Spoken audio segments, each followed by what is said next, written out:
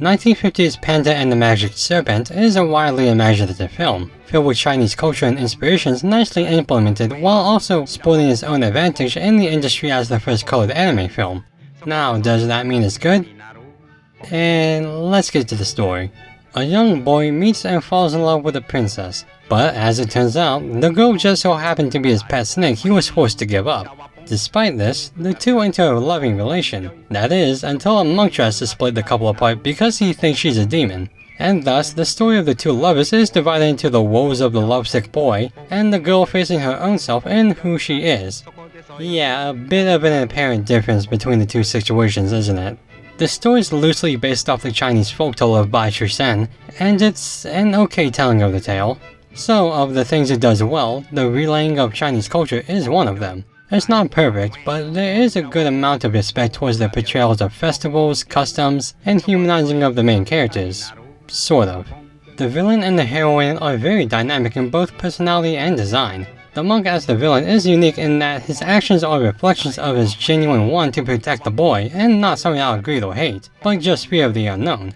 It's a motivation you don't see in villains often, especially anime villains. The heroine, likewise, is a much more compelling character than the boy, wrestling with her humanity and self-identity while also trying to survive on her own. As it so happens, the princess would go on to influence a huge name in the anime movie industry, but that's for another day. And what else is there to cover other than the animation?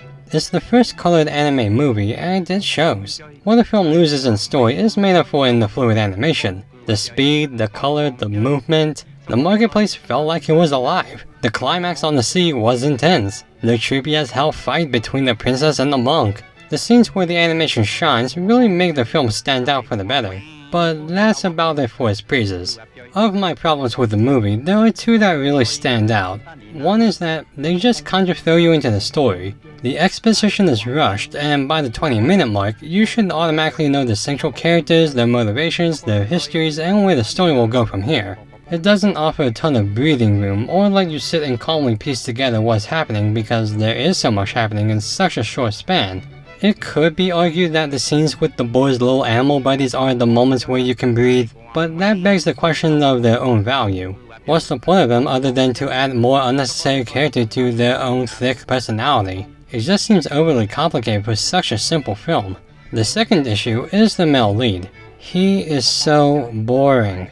I don't remember a single thing about him, other than he mopes around in the second third of the film, and bravely faces the storm in the last. I don't really remember his design, and the only reason his name is somewhat memorable is the fact that it's the same as the folklore character. The best thing I can say about him is that he's at least not awful, he does his job well, and I even think him as a foil isn't all that bad either. He's just not that engaging as a main character.